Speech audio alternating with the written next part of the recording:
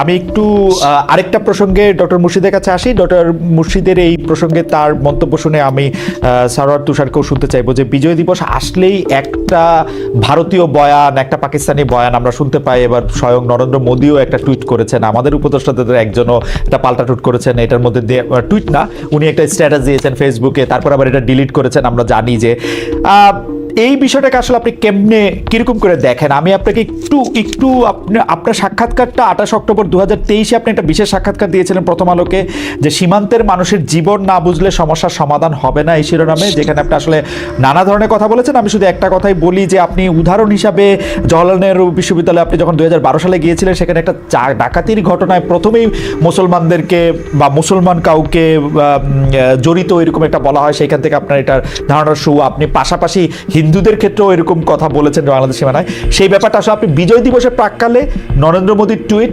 আমাদের উপদেষ্টা যারা মাহফুজ আলম উনার আর একটা ফেসবুক স্ট্যাটাস, যেটা আবার উনি সরিয়ে নিয়েছেন, আলোচনা, এই সার্বিক প্রেক্ষিতে যদি আপনি একটু অল্প একটু করে যদি একটু বলেন। বিরাট আলোচনা। হ্যাঁ, এটা আমি বলবো যে খুব ভালো হয়েছে যে মোদীজি টুইটটা করেছেন, কারণ এই ধরনের বয়ান কিন্তু তাদের দেশে আজকের কথা না, এটা অনেক দিনের কথা। এটা তাদের মন মানসিকতা এবং আজকেরটা না। হ্যাঁ, ওরা তফাৎটা কোথায়? আগে তারা এগুলো মনে করতো, এখন তারা প্রকাশ্যেই বলছে। কিন্তু অবশ্যটা যে আজকে থেকে প্রকাশ্যে বলছে সেটা নয়, অনেকদিন ধরে কিন্তু তারা প্রকাশ্যে বলছে। আমরা শুধু এখানে সেটা ঠিক কনজিউম করছিলাম না, এখন আমরা সেটা কনজিউম করছি। এখন আমরা পাল্টা উত্তর দিচ্ছি, পাল্টা উত্তর দেওয়ার একটা সাহস আমাদের এসছে। আপনি ওদের টেক্সট বুক দেখেন স্কুল কারিকুলামে, তখন আপনি বুঝবেন যে 71 ওদের জন্য সবসময়ই একটা ভারত পাকিস্তান যুদ্ধ। এবং কিছু কিছু জায়গায় ওরা বলবে যে বাই প্রোডাক্ট হিসেবে বাংলাদেশ এসছে, অথবা বাই চান্স ইন্ডিয়া পাকিস্তান যুদ্ধ ছিল, ওটা মানে সামহাও বাংলাদেশের একটা জন্ম হয়ে গেছে একটা মীমাংসা করতে গিয়ে।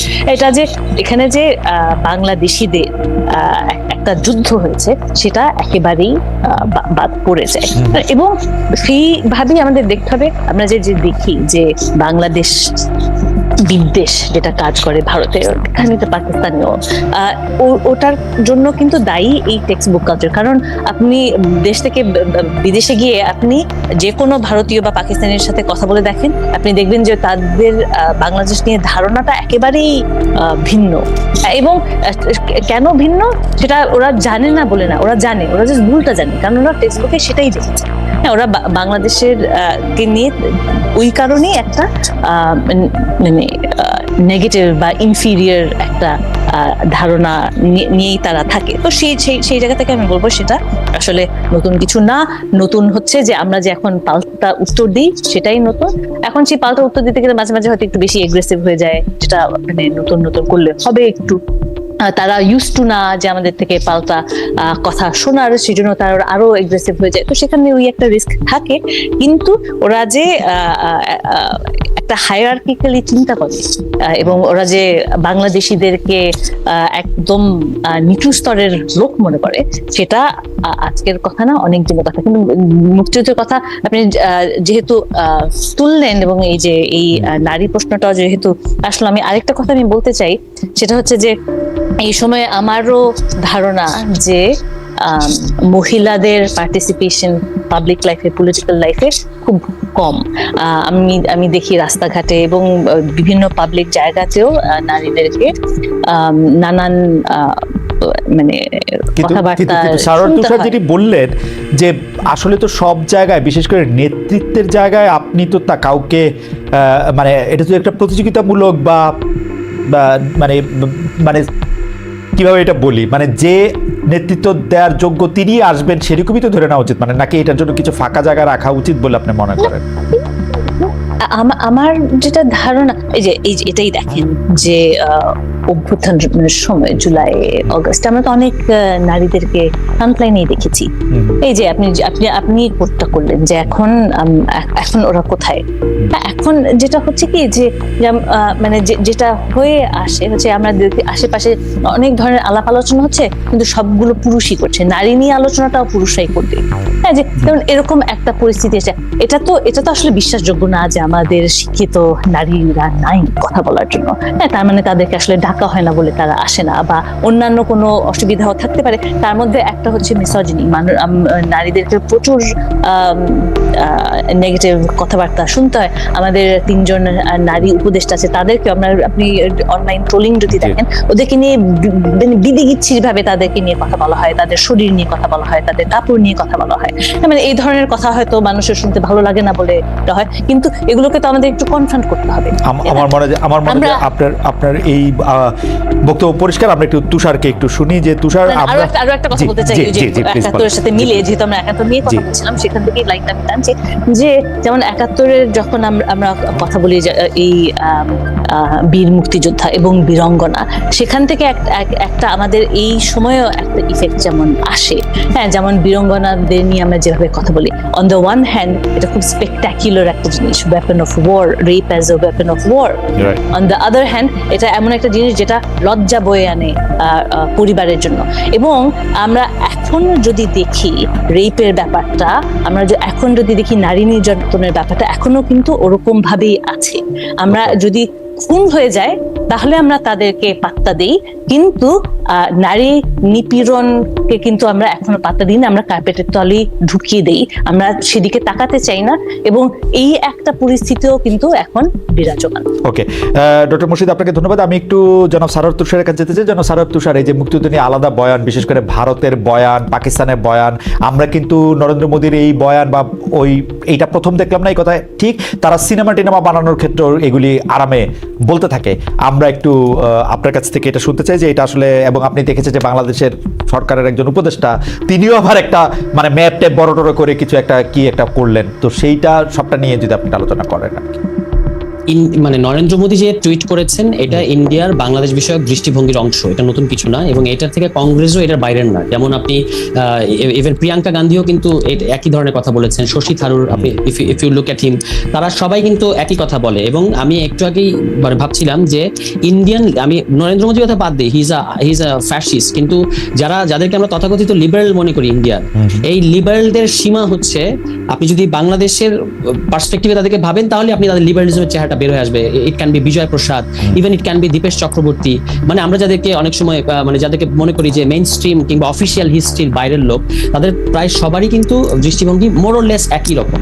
আইদার নস্টালজিয়া, যে বাংলাদেশ আমার একটা নস্টালজিয়ার ব্যাপার, অর বাংলাদেশ হচ্ছে সাবঅর্ডিনেট, যার স্বাধীন সত্তাটাকে গেলাও যাচ্ছে না, আবার ফেলে দেওয়াও যাচ্ছে না, এরকম একটা পরিস্থিতি। এটা হচ্ছে ইন্ডিয়ার মানে অফিসিয়াল যে পজিশন, তার ফলে আপনি civil society, opposition party, government, পুরো জিনিসটার মধ্যে একই টোন পাবেন।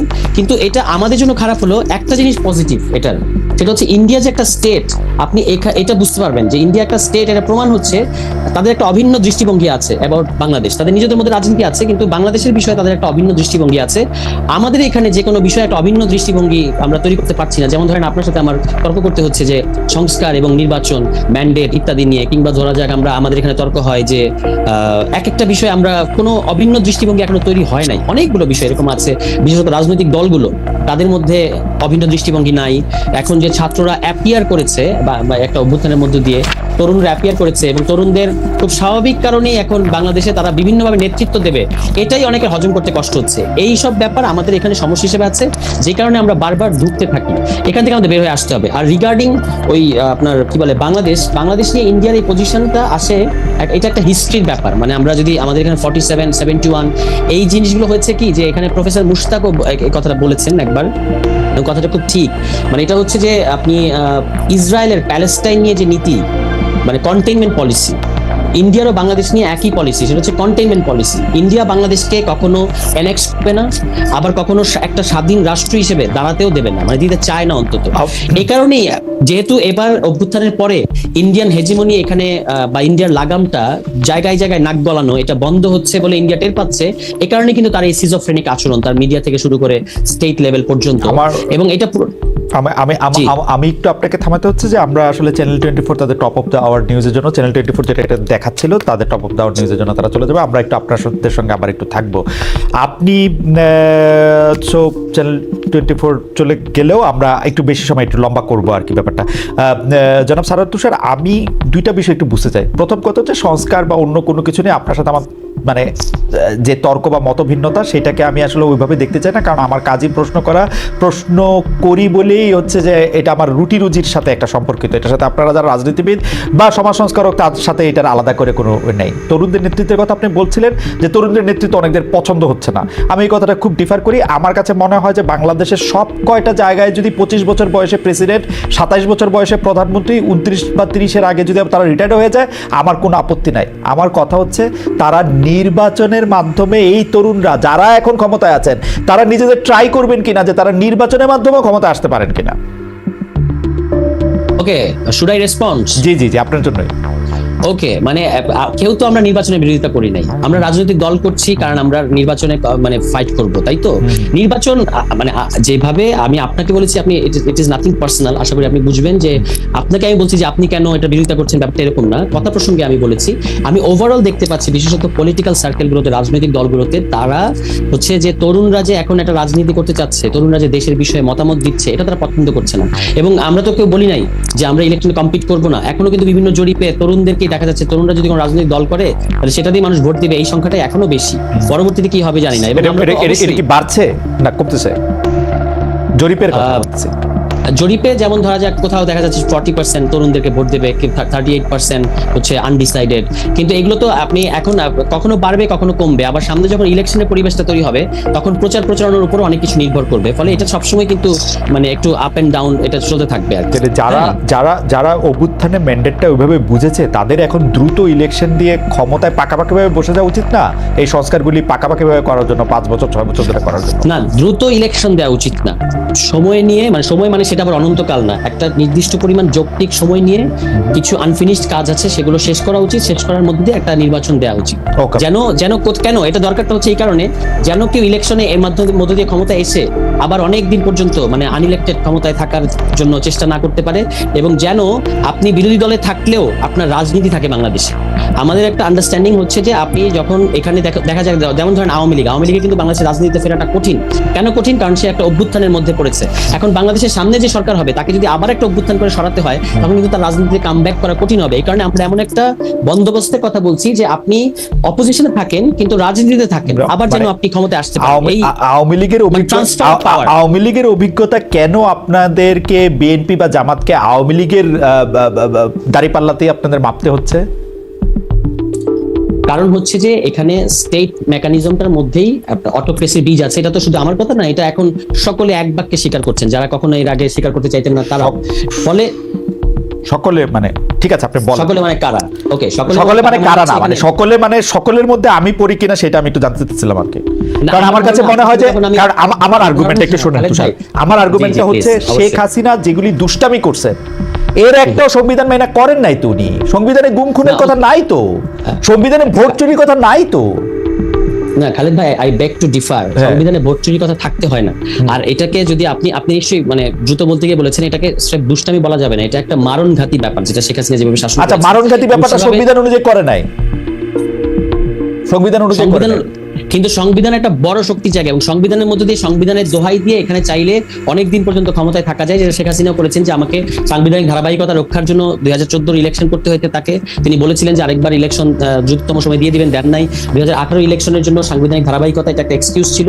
এই ব্যাপারগুলো তো আপনি তো নিশ্চয়ই আমার সাথে যখন আলাদা করে আবার বসবেন, যদি আমরা আড্ডা দিই, তখন আপনি কিন্তু স্বীকার করবেন যে বাংলাদেশের সংবিধানে there are definite problems। এটা স্বীকার অস্বীকারের কিছু নাই। বাংলাদেশের সংবিধানে 2014 সালে ইলেকশন করতে হয়েছে, এখন আপনি ইলেকশন 5 বছর পর করতে হবে, এটারে কিভাবে সংস্কার করার প্রয়োজন? দেখেন, প্রফেসর আলী রিয়াজ আমার সরাসরি শিক্ষক, আমি 100% জানি এটা যে সংবিধানের রাজনীতিতে মানে যেরকম নিয়ম আছে